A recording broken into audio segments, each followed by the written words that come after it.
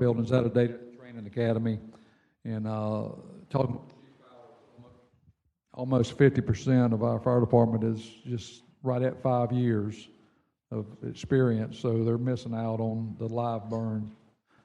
My high priority for the city, I think, to get JR4D the training they need. Thank you. Thank you so much. Thank you for the opportunity. All right, great presentation. So up next, we do have a presentation on, let me see where we're at, because we're all over the place right now. Closing the prime age and employment gap. Sarah Lynn, coming up.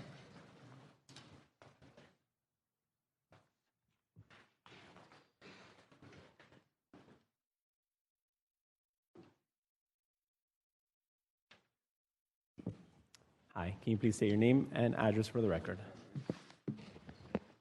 Yeah. Hi, good morning. Dr. Sarah Lynn Grass with Kids Hope Alliance, and the address is on file. I think David with Goodwill may have been next, but I'm going to go ahead of him and he can go after me, so I appreciate that. So, y'all are coming up? Come up here. Okay, this is not my presentation though, but it's okay. No.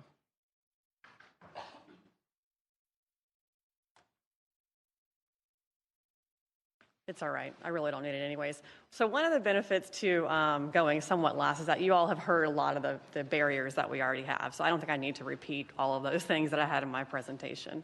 What I really want to hit home to you is that through Kids Hope Alliance and through the funding that you all have provided to us, we are already doing a lot within workforce development that we know is working. And so we want to ensure you that with our contract management system, right now we're contracting with about 150 nonprofits. We have over 350 sites county-wide, and we're investing probably around $6 million or more into workforce development through a variety of different programs.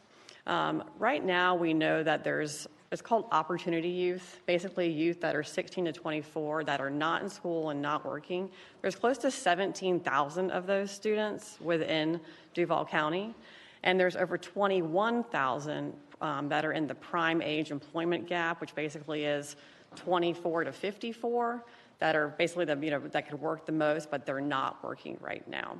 So last year we did a grant, a federal grant, a recompete grant, which identified 38 census tracts in Duval County that were largely below the employment rate for the county or the state.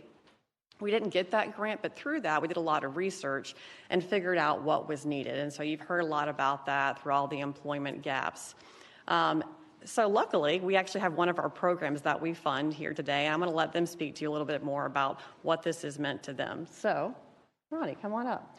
And this program we fund is a STEM Hub Center, which is on Moncrief. It was built through the Parks and Rec Department, and then KHA funds 100 Black Men and I'm a Star to provide coding and other AI to students. All right, come on up, guys. Thank you, Sarah Lynn. Through the chair, my name is Ronnie King. I am the current president for the 100 Black Men of Jacksonville. And so I'm going to actually let the students kind of speak, but just a real quick background on this program. I have about 25 years of experience in technology as a business owner, and understanding when we talk about workforce development, a lot of that, particularly in the tech space, it moves very, very fast. And so we kind of have to make sure that we are not only giving out certifications and certificates of training, but also making sure that these students can keep up. You know, when we started this program with the Kids Hope Alliance 2 years ago, ChatGPT and some other things weren't even in existence, right? And so making sure that we are working with students that can absolutely meet the needs and the challenges of this tech force is something that we focus on. So we have about 40 students in our program. They have to have over a 3.0 GPA to be in our program. Almost all the students right now are either at FSCJ, University of North Florida, or JU majoring in computer science. So we're very, very proud of their work. And so we brought three of our superstars up in here just to kind of share very, very quickly some of their experience in the program. So I'll invite up Monique first. Hi, my name is Monique. I've been with Mr. King for about 3 years now. We most recently completed a project with the City of Jacksonville. First of all, I'm extremely grateful to be here presenting and for this opportunity, and I appreciate everyone who has supported this project because I know it's through the public funds that we're able to do this. It was extremely enjoyable and it had its challenges, but of course, Jada and Delali, you'll see them soon. It was amazing working with them. We started off as students working with Mr. King, and now we're able to call ourselves developers on his team. So we're able to turn our frustrations into a viable product, and hopefully it can be utilized by the City of Jacksonville and help improve the community for futures to come. And we're excited for our collaborations in the future. Thank you.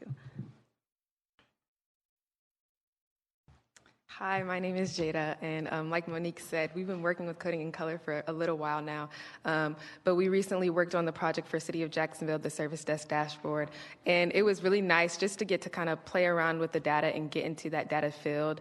I know me personally, a lot of the stuff we were working on was coding and video game development, so it was nice to really see like the business side of it and work on that data side. It really gave us a lot of experience, and like Monique said, we're just really grateful to be able to have that.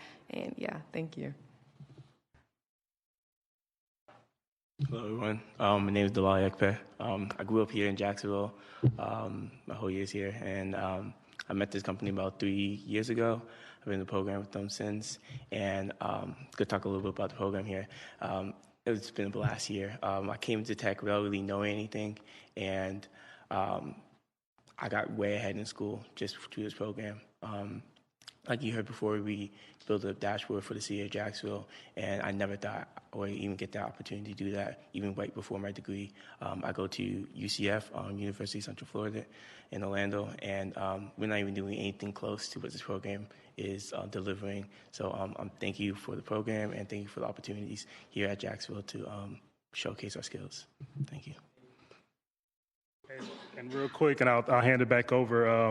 When we started the program 2 years ago, we knew we wanted to do kind of AI, machine learning, that kind of stuff. And so we put that on the flyer. We probably got about 5 students to register for the program. We switched it up and put video game development on the flyer, and we got about a wait list, right, of about 30 students. So a lot of the students that are in the back, they thought they signed up for video game development. They're just now understanding that they're doing AI and machine learning and data analytics and things like that. So again, thank you for the City of Jacksonville. Thank you for the Kids Hope Alliance for even allowing us to kind of, brainstorm with this particular project.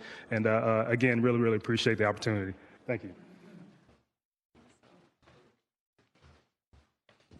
Thank you so much, guys. I really appreciate that. So that's just an example of one of the programs that we fund that's doing really great work, and students that may have not otherwise got into coding and higher paying jobs are now. I just wanted to mention a few other contracts that we have, and actually one of those is with FSCJ. We fund that program to help students who are coming out of the juvenile justice system to overcome barriers and get certificates. They also can get their GED and other things at FSCJ throughout that process, as well as the Jacksonville Zoo, Read USA, many, many others. Our Mayor's Youth at Work program this summer had over 420 youth participate.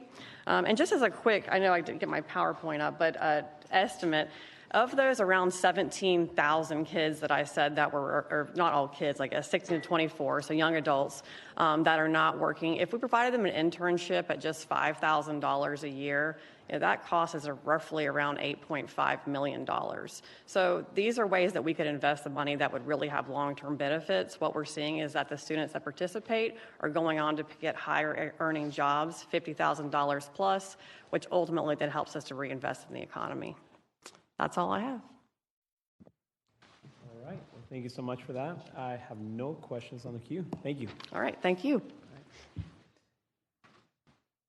Okay, so now we're going to have a presentation from Goodwill, Mr. David Ray.